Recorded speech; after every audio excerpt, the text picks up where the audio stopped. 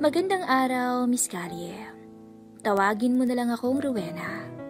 Ang ikukwento ko sa'yo ay isang mabilis ngunit napakagandang memorya na nangyari sa buhay ko. Dati akong OFW sa Middle East. Isa ako sa libo-libong mga kababayan natin na nagtiis para sa ikakaganda ng buhay ng pamilya sa Pilipinas. Ang masaklap, isa rin ako sa babaeng inagawa ng nobyo ng nakababata kong kapatid. Umuwi ako noon sa Pilipinas para sorpresahin ang pamilya ko. Pero hindi ko akalain na ako pa pala ang magugulat. Nakakasuka ang eksenang dinatnan ko sa pagitan ng kapatid kong si Raquel at ng 3 taon ko ng nobyo na si Fernan. Ang mas matindi pa, alam lahat to ng nanay namin. Kinonsinti lang ang kapatid ko. Sa araw ng pag-uwi ko sa Pilipinas, lumayas din ako sa amin at sinumpa kong babalik lang kapag wala na ang nanay. At nang dumating ang araw na yon, ginawa ko ang lahat ng pagpapanggap para akalain ni Raquel at Fernan na nakalimutan ko na ang kung anuman na namagitan sa amin. Maraming salamat talaga, Ate Rowena, sa pagpapatawad at muli mong pagbalik dito sa bahay. Ikaw naman talagang bumili nito kaya hindi mangyayari ang kinakabahala mo. Bukas pa rin sa'yo ang bahay na to. Parang sobrang bait ng tono na sabi sa akin ni Raquel. Plastic nang umiti na lang ako. Pasensya na rin kung matagal ko kayong tiniis. Nagigilty nga ako ngayon Hindi ko man lang inabutan na buhay ang nanay. Sagot ko naman. Malungkot ko rin na sinulyapan ang ataol ng nanay namin. Payak lang ang burol ni nanay. Halatang wala pa rin pera ang pamilya ko. Kahit na binilhan ko sila ng lupang sakahan noon, ni hindi malang nila to napalago. Paano nga? Mga loko. Nagkaisa sila noon na gawan ako ng kalokohan habang ginagatasan nila ako. Maunawaan naman yun ni nanay. Si Fernando naman, hindi nakauwi.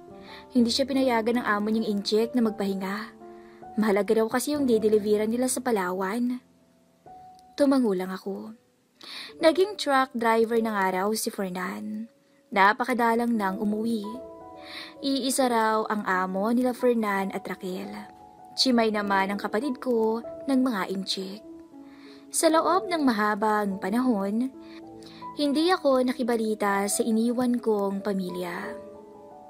Nakagulatan ko pa na kung gaano ako katagal na umalis, ganun na rin ang edad ng anak nila Fernan at Raquel. 18 years. Napakahaba na pala ng taon na hindi ko sila inuwian. Tita Rowena, pinagtimpla po kita ng kape. Untag sa akin ng pamangkin kong si Julio. Nagulat ako nang sulyapan ko siya saglit kong nakita sa gwapo niyang muka, si Fernan. Ganun na ganun ang itsura ng tatay niya noong kabataan namin. Salamat. Naku Raquel, kamukhang kamukha ni Fernan tong si Julio Tumawa ang kapatid ko. Oo ate, marami ngang nagsasabi niyan. Naggamot ng batok ang binata. Tila nahihiya. Sa ilang araw na burol ni nanay, nalaman kong si Julio na pala ang nagsasaka sa maliit na sakahan na binili ko noong kalakasan ko pa sa Middle East. Nang mailibing si nanay, nagsabi sa akin si Raquel na aalis na muna siya. Kailangan niyang magtrabaho. Ganun na raw ang buhay nila, buhat nang umalis ako sa poder nila. Noong una, wala naman sana akong balak na maghiganti. Pero nagbago ang isip ko nang minsan na magmadali kong binuksan ang banyo at bumungad sa akin ang walang suot na si Julio. Bigla akong nakaramdam ng uhaw sa kisig ng pangangatawan niya. Miss Callie, sa totoo lang, magmula nang magkahiwalay kami ni Fernan, tinamad na akong makipagkilala pa sa mga lalaki. Kinatamaran ko na rin na mamuhay ng may lalaki. Ngunit ang lahat ng kinalimutan kong yun ay hindi ko mapaniwalaan na bubuhayin ng pamangkin ko. 38 na ako at 18 lang siya. Naisip ko noon, bakit hindi ko nalang enjoyin ang mga nakaw na sandali sa loob ng bahay na ako naman ang bumili, pero ang mga ahas lang ang nakatira. Mas lalo kong pinursige ang plano nang minsan na maringgan ko si Julio na may kausap sa telepono. Miriam, pasensya ka na.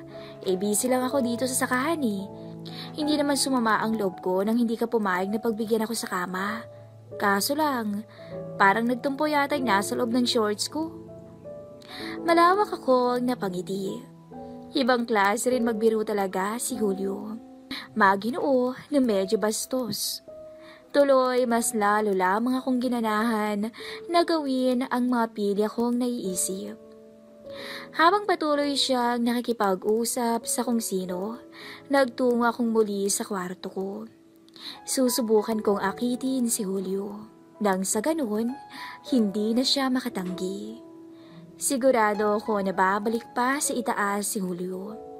Kukuha pa siya ng damit bago magsaka dahil hindi pa siya naliligo. Magkatabi lang ang kwarto namin. Bahagya ko lang binuksan ang pinto ng silid ko para pag dumaan siya, siguradong mapapansin niya ako sa loob ng kwarto ko. Agad akong pumwesto na sa kama. Binaba ko ang maiksing shorts ko pati underwear, tsaka humika. Nagpanggap akong tulog nang walang suot. Well, gano'n naman talaga ako matulog simula noon dahil presko sa pakiramdam. Halos ilang minuto rin akong nag-antay nang maramdaman kong may tao na sa pintuan. Kahit medyo naiilang ako, pinilit ko pa rin na sulyapan ang gawing pinto para siguraduhin siya nga ang nandun. Naroon nga si Julio. Nagkasalubong pa ang mga mata namin. Matagal kaming nagkatitigan hanggang sa hindi ko na nakayanan at kusa akong binukas sa harap niya ang aking mga hita para paunlakan ang isang ginoo na tila natatakam na sa oras na yun. Agad pumasok si Julio sa kwarto at nilakagad ang pinto. Namalayan ko na lang na nakadagan na siya sa akin at wala na ring suot gaya ko. Automatikong yumakap ang mga hita ko sa matipunong katawan ni Julio. Nakakagulat pa nga.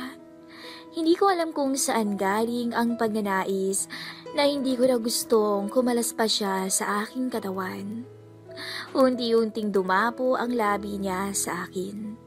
Mula lips ko, pababa, hanggang sa maabot niya ang kiliti ko. Napakagadlabi na lang ako at bahagyang napahiyaw sa tamis ng aming pagpapakasasa. Grabe, iba pala ang lalaki kapag may maipagmamalaki. Para akong mababaliw nang tuluyang umuga ang matibay na kama. Lalo ko siyang niyakap ng mahigpit. Tila ayaw ko na siyang pakawalan. Grabe ang tinatamasa naming alapaap. Parang akala mo kami lang ang nakakaalam sa lugar na yun. Hingal na hingal kami pagkatapos at magkayakap. Hanggang sa di ko namalayan na nakatulog na pala ako.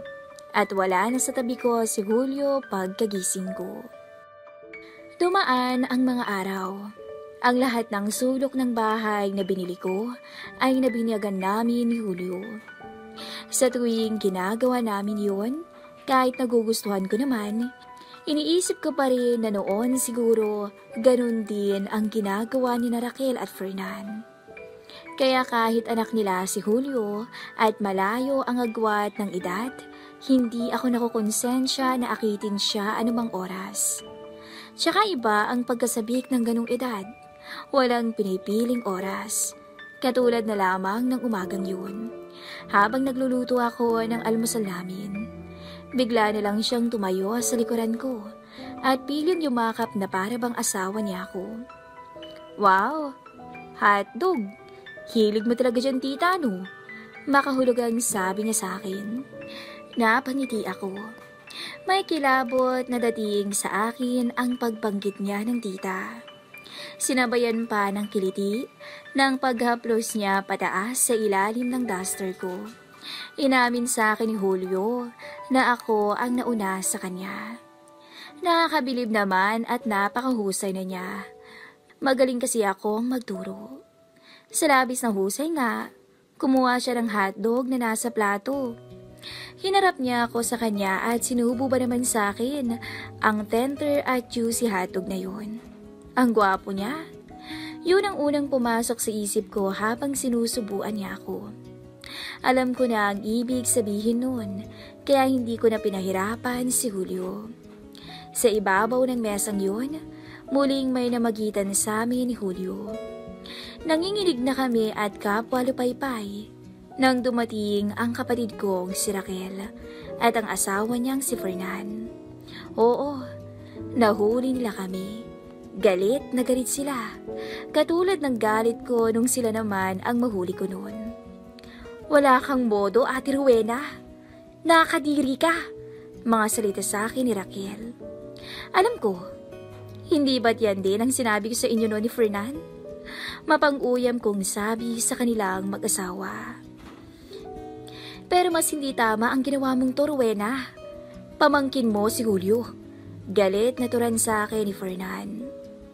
Sa loob ng mahabang panahon, noon ko lang muling sinalubong ang tingin ng lalaking dati kong minahal. Buong puso at kaluluwa ko ang kinuha at dinurog mo noon, Fernan. Tapos ikaw pa ngayon, ang may matigas na mukha na magsabi sa akin kung ano ang tama at mas tama? Hindi sila nakakibo. Pareho nila sigurong naisip na ang lakas ng tama namin pare-pareho. Kundi ba naman yung pabangkin ko awat ng awat sa pag-alis ko. Hindi ko akalain na aawatin ako ni Julio.